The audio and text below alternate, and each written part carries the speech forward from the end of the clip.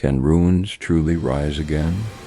Have you ever looked at a situation in your life, a broken relationship, a failed business, a shattered dream, and thought, this is it. It's over. There's no coming back from this? It's a heavy feeling, isn't it? The weight of what's been lost, the gaping holes where something strong once stood. We've all been there, staring at the rubble of our own personal Jerusalems. But what if I told you there's a story, an ancient one, that speaks directly to this feeling?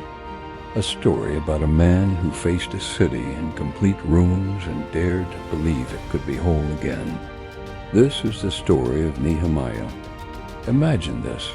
Nehemiah was a man living a comfortable life.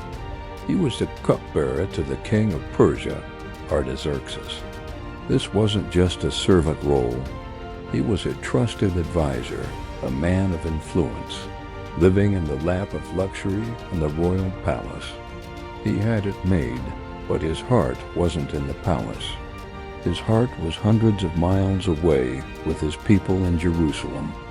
One day his brother Hananiah comes to visit, and Nehemiah asks a simple question. How are our people? How is Jerusalem? The answer he receives shatters his world. He's told the survivors are in great trouble and disgrace. The wall of Jerusalem is broken down, and its gates have been burned with fire. Can you feel that? The walls of a city in ancient times were everything. They were its protection, its identity, its dignity. A city with broken walls was vulnerable, shamed, and exposed to every enemy. It was a symbol of utter defeat and hopelessness. When Nehemiah heard this, the Bible says he didn't just feel sad. He sat down and wept. For days he mourned, fasted, and prayed. His heart was completely broken for his city and his people. He wasn't even there, but he felt their pain as his own. This wasn't just a news report to him. It was a deep, personal crisis. And in that moment of profound grief, something shifted. Grief turned into resolve. Prayer turned into a plan. He knew he couldn't just sit in the palace and feel sorry for them. He had to do something. So with immense courage, he goes before the most powerful man he knows, King Artaxerxes. With a heavy heart, he makes his request. Let me go to Judah, to the city of my ancestors' tombs, so that I can rebuild it. This was a massive risk.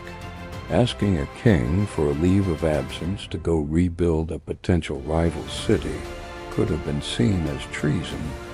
But Nehemiah's prayer had paved the way. The king not only grants his request, but also provides him with letters of safe passage and a royal escort. He even gives him timber from the king's own forest to rebuild the gates. When your purpose is aligned with a higher calling, doors you never expected to open and swing wide. But arriving in Jerusalem wasn't the victory parade. It was the start of the real struggle. Nehemiah secretly inspected the walls by night, and what he saw was worse than he could have imagined. Total devastation, broken stones, piles of rubble, charred gates. It was an overwhelming, impossible task. Many people would have turned back right there. But Nehemiah wasn't most people. He gathered the leaders and the people and laid out the vision. He didn't sugarcoat it. He said, "You see the trouble we are in. Jerusalem lies in ruins. Come, let us rebuild the wall, and we will no longer be in disgrace." He didn't just point out the problem. He shared his own story of how God had moved the king's heart. He inspired them with faith and a shared purpose. And the people's response? Let us start rebuilding. So they began, one stone at a time. Each family took a section of the wall, the part right in front of their own house. It was personal, They weren't just rebuilding a city. They were rebuilding their home, their security, their future. Of course, the moment they started making progress, the enemies showed up. Sanballat and Tobiah, local officials who had profited from Jerusalem's weakness, began to mock them. What are these feeble Jews doing? Can they bring the stones back to life from those heaps of rubble? When mockery didn't work, they planned to attack. The threat was real. The builders became demoralized. But Nehemiah's leadership shone brightest in the darkness. He armed the workers. He told them, "Half of my men did the work, while the other half were equipped with spears, shields, bows, and armor. They worked with a tool in one hand and a weapon in the other. They were ready to build, and they were ready to fight for what they were building." Nehemiah's final instruction to them was powerful. Don't be afraid of them.